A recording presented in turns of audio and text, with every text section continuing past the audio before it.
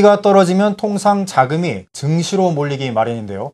하지만 지금은 주식시장에도 돈이 말랐습니다. 네, 증시를 떠난 자금 어디로 갔을까요? 지수희 기자가 취재했습니다.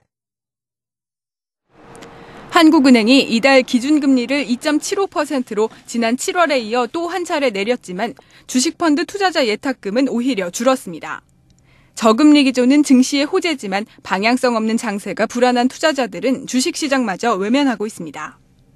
현재 증시자금의 일부는 MMF나 CMA 등 언제든 꺼내 쓸 수 있는 단기 금융상품에 흘러들어가 적당한 투자처를 찾고 있습니다.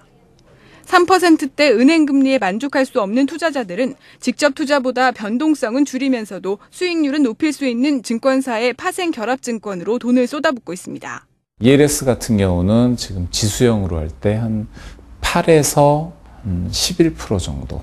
그러니까 예금금리보다는 한 2배, 3배 정도? DLS 같은 경우는 한 예금보다 1.78배? 그 정도 되는 수익을 기대하는 부분이라서 직접 채권에 투자하는 것보다는 구조화 채권에 투자하는 게 좀 더 수익률을 높일 수가 있기 때문에.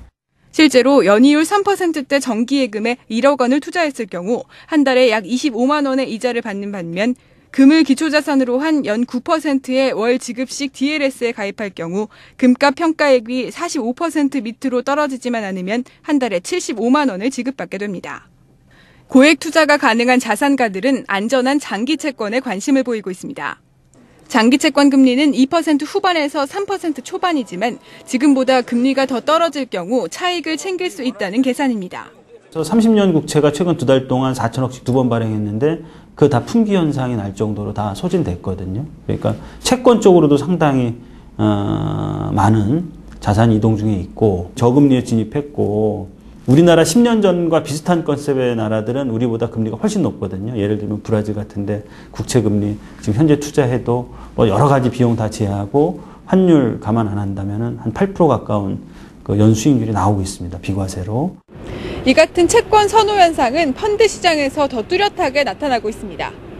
주식이나 펀드 같은 상품을 들고 있습니다. 근데 최근에 수익률이 좀 안 좋고 해서 언론이나 신문 같은 거 봐보면 채권형 상품들이 인기라고 하더라고요. 그래서 그쪽 상품으로 좀 상담을 받아보려 왔습니다.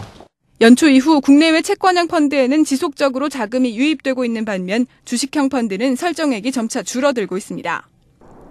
전문가들은 이처럼 향후 10년간 안전자산 선호 현상은 지속될 것이라며 자산을 증식하려는 욕심보다는 지금의 자산을 지키려는 노력이 필요하다고 조언해 금융자산가들의 고민이 깊어지고 있습니다. 한국경제TV 지수희입니다.